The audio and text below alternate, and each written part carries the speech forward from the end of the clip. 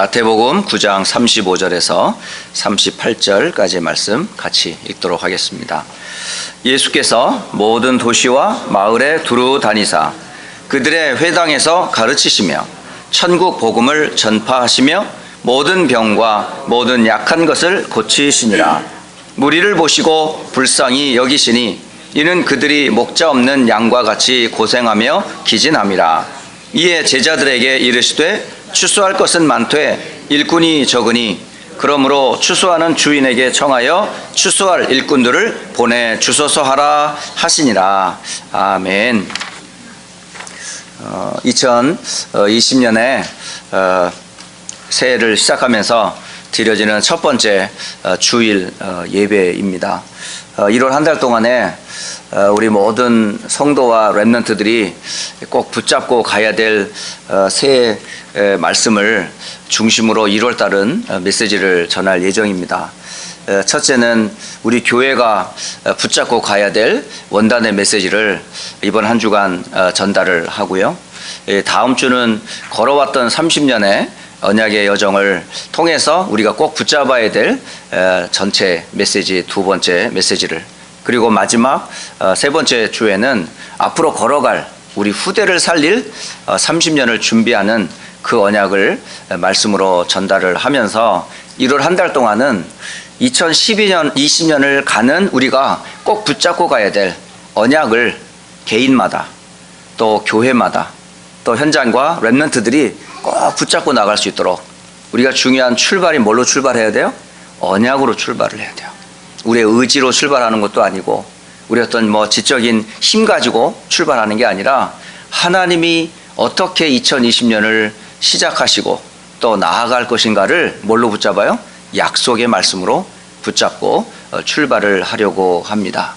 이번 한 주간 동안에 기도 수첩을 또 묵상하면서 또 연말을 또 2019년을 지나고 또 2020년을 맞이하는 그런 어떤 연도의 변화에서 제 나름대로 이렇게 기도하면서 내가 인생에서 생명걸 참된 가치가 무엇일까 생각을 한번 하면서 아침에 기도를 쭉 한번 해봤어요. 저와 여러분의 목숨은 하나밖에 없어요. 그죠? 이게 2개나 3개나 되면 한번 실패했다가 또 두 번째 생명을 또 사용을 하면 되겠지만 지나온 시간들 다시 돌이킬 수 없고요. 또 우리 한번 가면 다시 태어날 수도 없어요. 어느 종교에서는 2번 태어나고 3번 태어나고 그러는데 그런 일은 절대 없습니다. 예. 그래서 오늘 정말 내가 하나님의 자녀고 내가 그리스도의 일꾼으로 또 새해를 시작하면서 제자라면 꼭 가지고 있어야 될 참된 인생의 가치가 뭘까? 그걸 성경을 근거로 해서 저의 고백이면서 또 함께 우리 휴스턴 안디옥 교회가 걸어가는 2020년에 모든 추수할 일꾼인 여러분들에게 이 세 가지는 서로 통해야 되지 않겠냐 하는 말씀을 잠깐 서론으로 드리고 싶습니다. 정말 첫 번째 여러분의 참된 가치는 뭐라고 생각하세요? 저는 아무리 생각해봐도 제 인생의 구원자 되시는 절대 언약, 하나님의 절대 언약 되시는 그리스도 예수님이 내 인생의 절대 가치이십니다. 그분이 아니었다면 저는 이 자리에 설 수도 없어요. 그리스도라는 그 복음을 듣지 않았다면 저는 절대 운명에서 벗어날 수 없었을 겁니다. 그저 땅의 것, 육신의 것, 세상적인 것을 쫓아 하나님도 모르고 내가 누군지도 모르고 구원의 길을 여신 예수님도 모른 채 그냥 땅의 것을 따라 살아갈 수밖에 없었던 그런 우리였는데 하나님께서 우리를 불쌍히 여기사 하나님의 최고의 비밀인 그리스도를 알려주셨어요. 그렇다면 저와 여러분에 있어서 가장 중요한 인생의 가치가 뭐가 되어야 되겠어요? 그리스도가 되셔야 돼요. 그거를 전도자 바울은 빌립보서 1장 20절에서 21절에서 이렇게 자신의 절대 가치를 고백하는 걸 제가 빌립보서에서 확인을 했습니다. 나의 간절한 기대와 소망을 따라 아무 일에든지 부끄러워하지 아니하고 지금도 전과 같이 온전히 담대하여 살든지 죽든지 내 몸에서 그리스도가 존귀하게 되게 하려 하나니 이는 내게 사는 것이 그리스도니 죽는 것도 유익함이라. 결국 인생의 참된 가치를 바울은 뭐라고 발견했냐면 그리스도라고 했어요. 사는 것도 그리스도를 위하여, 죽는 것도 그리스도를 위하여. 그렇다면 우리의 인생의 최대 참된 가치는 뭐가 되어야 되겠어요? 당연히 나의 구원자 되시는 그리스도가 인생의 가장 참된 가치가 되셔야 돼요. 여러분이 낮아지는 것도 그리스도를 위한다면 낮아지시고, 높아져서 그리스도 영광을 나타낼 수 있다면 높아져서 그리스도를 높이고, 결코 나를 높이거나 낮아진 것 때문에 상처받거나 누구 때문에 상처받지 마시고, 그것 때문에 내가 그리스도가 높아진다면, 내 무시당함이 그리스도께 영광이 된다면 무시를 당하고, 창피를 당하는 것이 그리스도께 영광이 된다면 창피를 당하고, 내가 무너지는 것이 그리스도께 영광이 된다면 무너지는 것을 감사함으로 받으라는 거예요. 저는 가만히 생각해 보니까 우리는 그런 걸 싫어해요. 그리스도를 이용해서 높아지려고 그러고, 그리스도를 이용해서 축복받으려고 그러고, 그리스도를 이용해서 뭔가 다른 사람보다 나아지려고 하는 그런 나중심의 신앙생활이 얼마나 많은지 몰라요. 그러니까 그리스도가 존귀히 되는 게 아니라 내가 존귀히 되려고 그러고, 그리스도의 영광을 위해서보다는 내 영광을 위해서 살아가는 그런 세상 사람들이 얼마나 많아요. 특히 기독교인이라는 사람들이 그렇게 살아가고 있잖아요.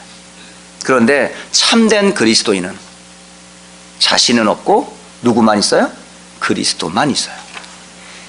그래서 내 인생을 통해서, 나를 통해서 내가 드러날 것이 아니라 오직 내가 사나 죽으나 그리스도가 존귀되기를 나는 소원한다 라는 바울의 신앙 고백이 나의 고백이 되어야 되겠다.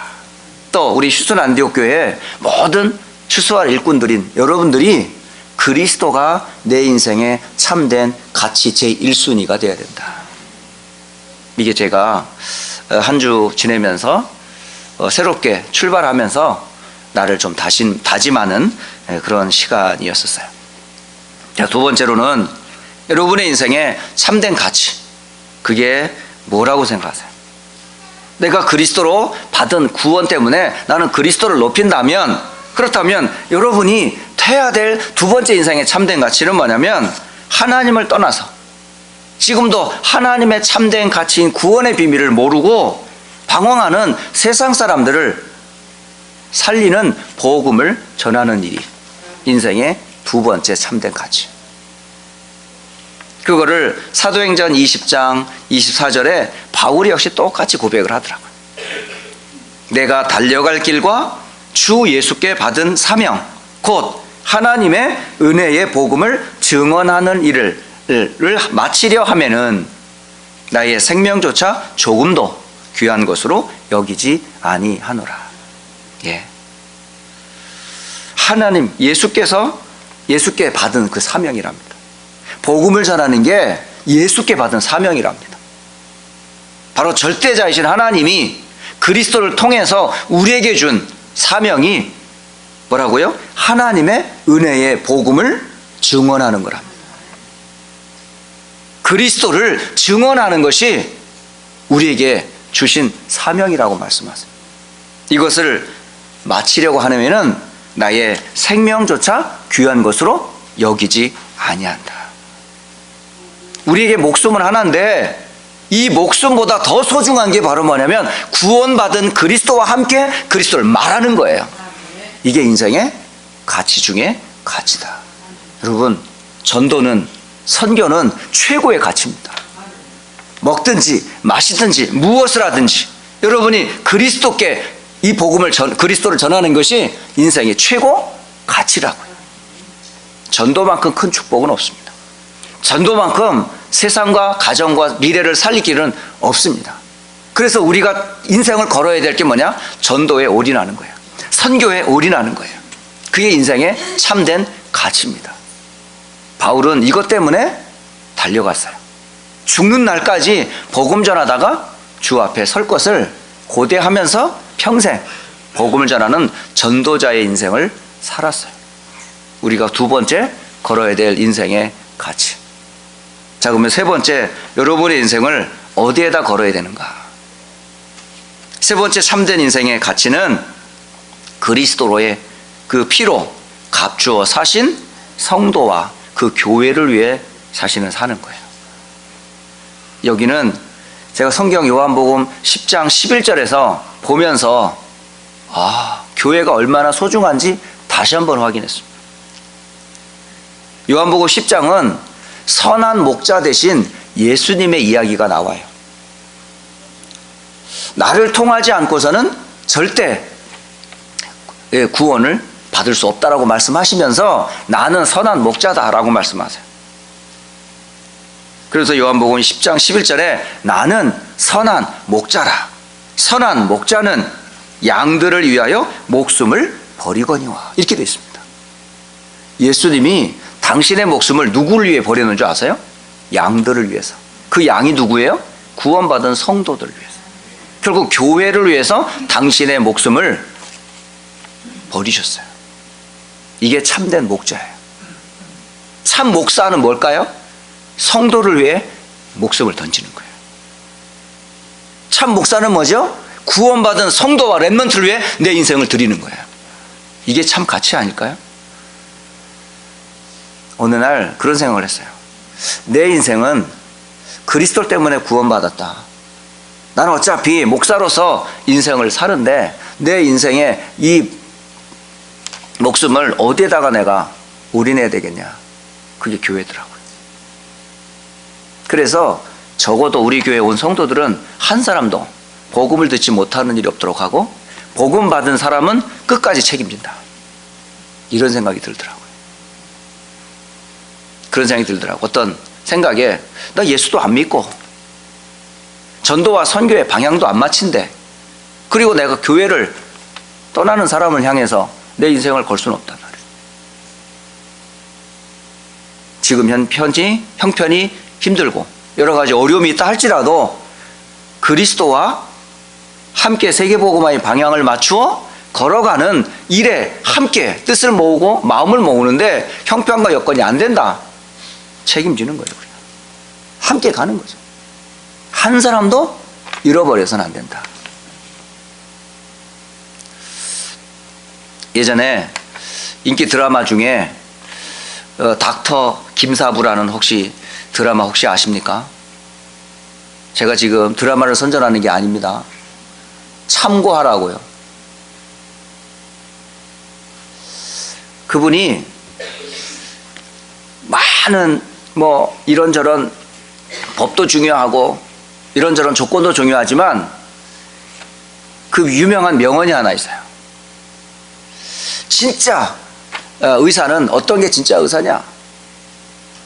필요한 의사래요. 그리고 내 구역에 들어오면 무조건 살린다. 밖에서 어떤 짓을 했든 일단 내 병원에 들어오고 내 손에 딱 주어진 사람은 무조건 살린다. 이게 그 닥터 김사부라는 사람의 신념이었었어요. 휴스턴 안디옥 교회에 들어오는 사람은 무조건 살려라. 쫓아내지 말고 상처 주지 말고 관계 깨뜨리지 말고 무조건 살려라. 어떤 죄인이 들어온다 할지라도 그리스도 때문에 살려라. 휴스턴 안디옥 교회에 오는 성도들 무조건 살려라. 아이들 살려라. 병든 자 살려라. 상처받은 자 살려라. 왜요? 그게 예수님이 하신 사역이었었어요. 예수님이 이 땅에 오셔서 당신을 죽이고 우리를 살렸기 때문에. 휴스턴 안디옥 교회가 해야 될 일이 뭐예요? 성도들을 살리는 거예요. 렘넌트를 살리는 거예요. 그래서 내 입에 살리는 말만 하는가 죽이는 말 하는가 체크해 보세요. 내 입에서 나오는 그 말이 있죠. 이게 얼마나 사람들한테는 상처가 되는지 몰라요. 여러분, 우리들의 입에서 나오는 그 고백이 뭐죠? 우리의 상처일 수도 있어요. 우리 속에 있는 그 무엇인가가 있을 수 있단 말이에요. 그런데 그 입에서 나오는 그 말이 듣는 이에게는 뭐가 돼요? 힘이 되면 다행인데 소망이 되면 다행인데, 정말 나도 살 소망이 있구나 라고는 희망을 가지면 다행인데, 그 말 듣고 그래 하고 힘 빠지고, 그래 하고 교회를 떠나고, 그래 하고 관계가 깨진다면 아무리 바른 말이라 할지라도 그건 사람을 죽이는 거예요. 아무리 올바른 말이라 할지라도 사람을 죽이는 거란 말이에요. 여러분 입에서 살리는 말만 하세요. 관계든 부부든 자녀 속에서 제발요, 상처나는 말 그만하세요. 부탁합니다. 휴스턴 안디옥 교회 오는 모든 성도들은 무조건 살린다. 그게 우리의 신앙 고백이 돼야 돼요. 저는 그래서 2020년 다시 한번 각오했어요. 그리스도를 내 인생의 첫째 가치로 두고, 이 그리스도를 말하는 것을 내 인생의 방향을 두고 모든 사람을 살린다. 그게 바로 내가 몸을 담고 있는 이 교회가 바로 내 인생을 걸어야 될 가치 중에 하나구나를 마음에 확정을 하게 됐습니다. 1월 한 달 동안에 여러분들 다시 한번 붙잡아야 될 언약을 확인해 주시길 바랍니다. 그래서 적어도 제자라면 3가지 비밀은 가지고 있으셔야 돼요. 첫째, 여러분 자신이 받은 구원에 대한 신앙 고백이 되는 참된 믿음. 다시 말하면 그 믿음의 주인공이 되시는 예수님은 도대체 나에게 어떤 분인가? 제자는 적어도 뭐죠? 나를 살린 그분을 알아야 돼요. 또 그분과의 관계에서 결코 여러분이 끊어지면 안 돼요. 오늘 마태복음 9장 35절에 예수님이 하신 사역을 보면서 일로 보입니까? 아니면 이분이 누군가 보입니까? 예수님이 모든 도시와 마을을 다니시면서 하셨던 그 사역이 일로 보입니까? 아니면 그분이 누군지를 설명하는 걸로 보입니까? 가만히 보니까 사역이 아니에요. 자신을, 누군가를 드러내고 있어요. 지금 말씀으로 자신을 드러내고 있고, 전하는 메시지를 통해 자신이 누군가를 드러내고 있고, 많은 병든 자들을 치유하면서 자신이 누군가를 드러내고 있는 거예요. 지금 여러분, 성경을 보면서 우리는 누구를 만나요? 우리는 교육을 받는 게 아니에요. 성경을 통해서 누구를 만나요? 하나님이 누군지를 만나고, 성경을 통해서 그리스도가 누군지를 대하고, 성경을 통해서 성령의 역사하시는 일을 보면서 성령이 누군지 알아보는 거예요. 여러분, 이 말씀은 단순히 예수님의 사역을 말하는 게 아니고 사역하는 그분을 통해서 예수님이 누군지를 알려주고 있는 거예요. 그러면 그분이 누구냔 말이죠. 그분은 저와 여러분에게 참된 선지자가 되세요. 그분이 아니고서는 우리는 하나님 못 만나요. 바로 그 가르침을 통해서 우리는 누구를 만나는 거예요? 하나님 만나는 거예요. 아, 예수님은 나를 구원하러 오신 참된 선지자이시구나. 그것을 회당에서 가르치셨다라고 말해요. 그런데 그에 반대, 그에 비해서 골로새서 2장 8절에 수많은 가르침들이 있습니다. 이 땅에. 골로새 2장 8절에는 철학, 학문의 꽃이라고 하는 철학이 가르치는 그 철학이, 그리고 이것은 전부 뭐라고 그럽니까? 헛된 속임수라고 말합니다. 철학을 가지고는 인생의 근본 문제를 해결할 수 없어요. 이것으로 사람들을 사로잡을까? 주의해라. 이것은 사람의 전통과 세상의 초등학문을 따름이요 그리스도를 따름이 아니라. 제자는 누구를 따라요? 세상을 따라가는 사람이 아니에요. 그리스도를 따라가는 사람이에요. 그러면 그리스도를 통해 따라간다는 게 뭐죠? 바로 예수님이 나의 참 선지자이심에 대한 신앙 고백이 분명해야 돼요. 여러분의 인도자가 누구예요? 예수님이세요. 여러분의 생과 삶을 누가 주장하세요? 예수님이 주장하세요. 그래서 예수님은 나의 참 선지자이시구나. 두 번째, 예수님은 나의 참된 왕이시구나. 이걸 고백하셔야 됩니다. 이전에 우리는 요한복음 8장 40절에 말씀하실 너희는 너희 아비 마귀에게서 났다 이렇게 되어 있습니다. 우리는 마귀의 종이었어요. 우리의 신분이 마귀에게 평생 속아 살 수밖에 없었던 그런 자들이었었어요. 그런데 예수님이 이 땅에 오셔서 뭐 하셨습니까? 마귀의 일을 멸하셨어요. 지금도 사탄은 뭐 하고 있는 줄 아세요? 딱 한 가지만 속이고 있어요. 고린도후서 4장 4절 이 세상의 신이 믿지 아니하는 자들의 마음을 혼미하게 하여 그리스도의 영광의 복음의 광채가 비치지 못하게 한다라고 되어 있습니다. 그리스도는 하나님의 형상인데 그 비밀의 광채를 알리지 못하도록 하는 게 누구다? 그게 바로 사탄이에요. 그래서 천국 복음, 하나님과 하나님 나라의 복음을 누가? 예수님이 마귀의 일을 멸하시고 참된 왕이심을 알려주러 이 땅에 오셨다는 말이에요. 그래서 예수님은 누굽니까? 참된 나의 왕이십니다. 이게 제자들의 가슴에 고백되어야 될 신앙 고백이에요. 그리고 세 번째 뭐죠?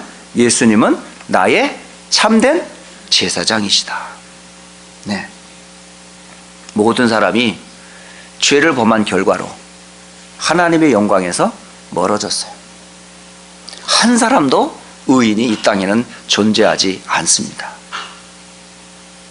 그런 죄인을 위해서 예수님께서 뭐하러 오셨어요? 십자가에서 우리를 대속해 주시려고 오셨던 거예요. 그 십자가의 피로 저와 여러분이 어떻게 됐어요? 용서함을 받았어요. 그게 참된 치유예요. 육신의 병이 낫는 게 치유가 아니에요.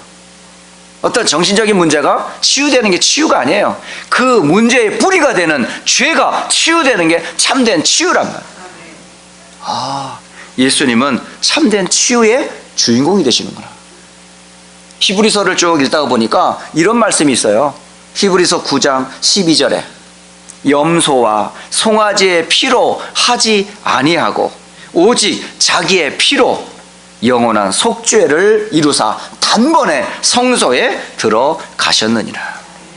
저 여러분을 구약의 수많은 양과 소로 우리를 용서한 것이 아니라 당신의 피로 우리를 뭐 했다고요? 용서해 주셨다고. 그러니까 우리는 예수님을 뭐로 믿어야 돼요? 참된 제사장.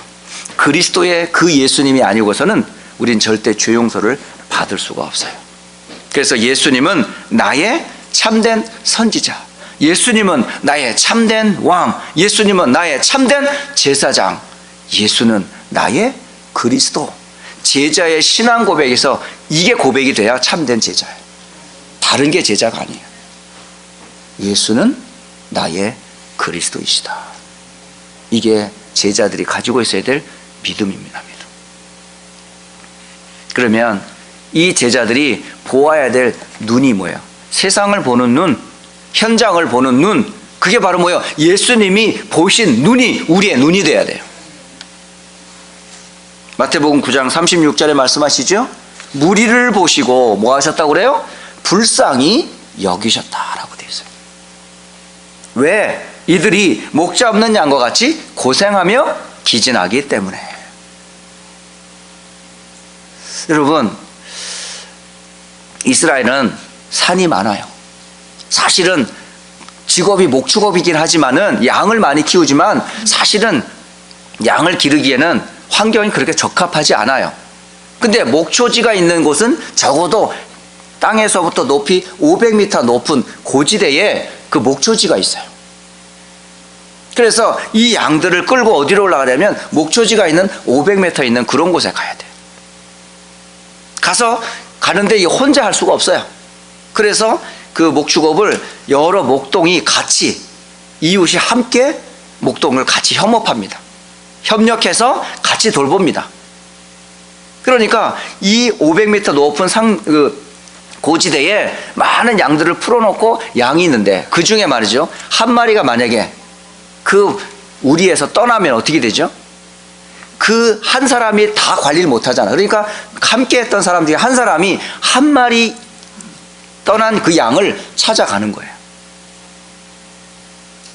그 한 마리가 우리에서 벗어났던 그 양을 어떻게 하겠어요? 끝까지 뭐죠? 가서 찾아오는 거야. 심지어는 죽은 거라도 끌고 와야 돼. 데리고 와야 돼. 그때까지 뭐죠?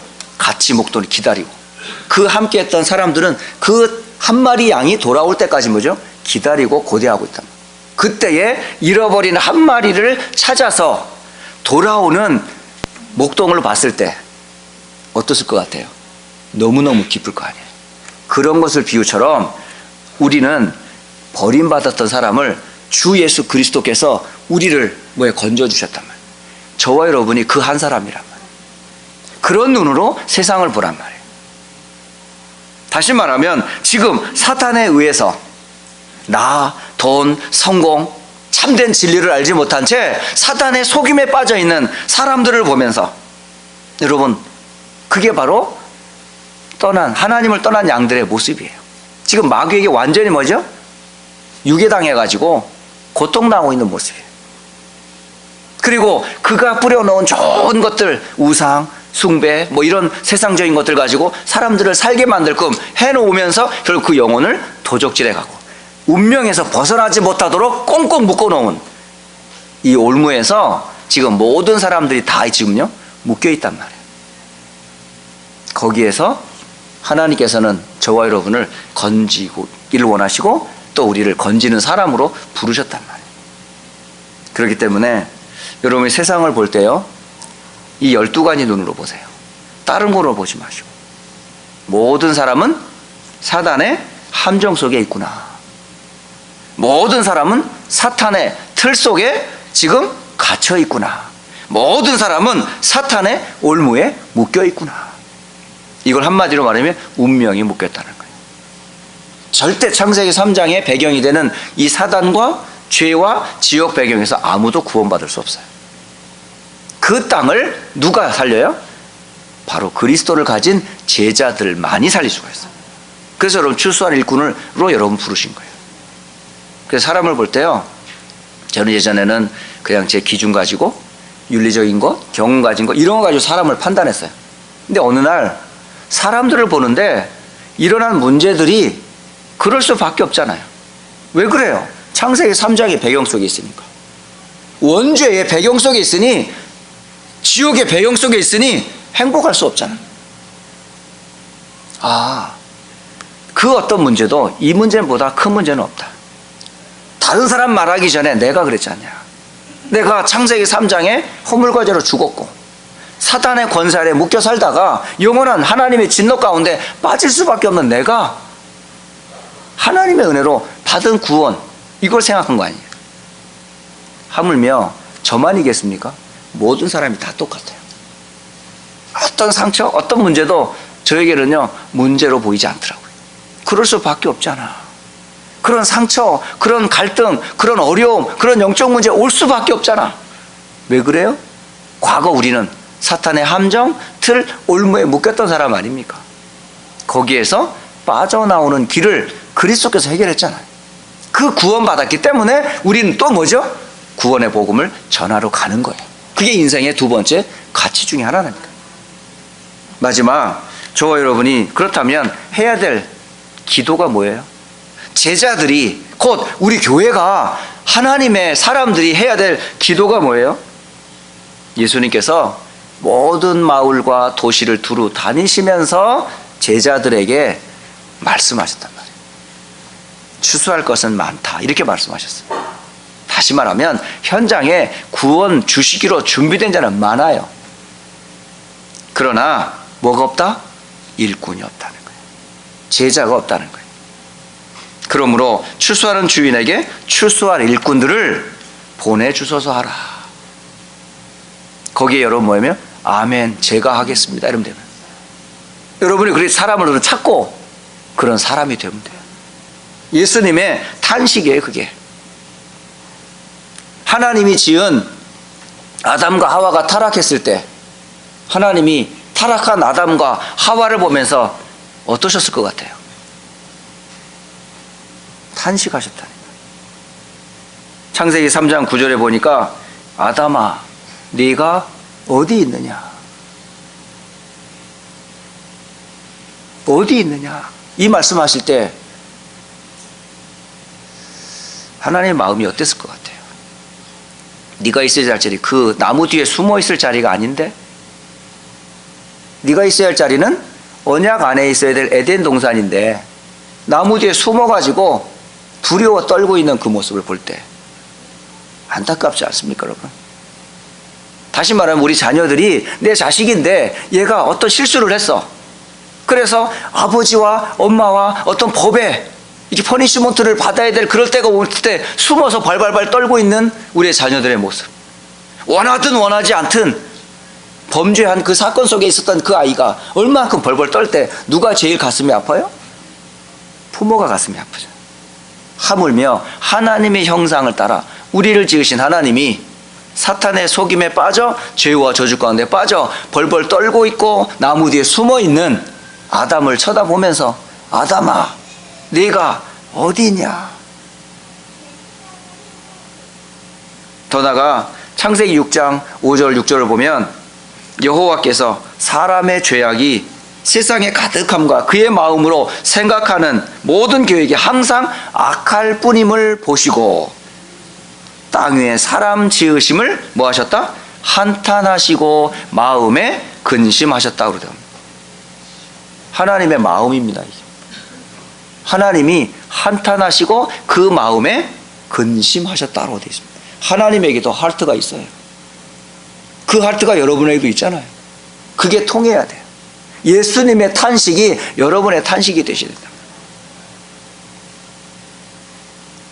다시 말하면 목자 없는 양과 같이 기진하며 고생하는 현장을 보면서 그 모습이 예수님의 탄식이듯이 우리가 현장을 가보면 복음 있습니까, 여러분?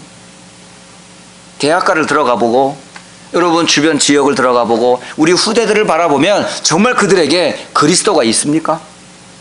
세상 지식은 갈수록 높아가고 문명은 갈수록 발달하고 있는데 그 영혼의 답이 되는 그리스도의 복음을 가지고 있습니까?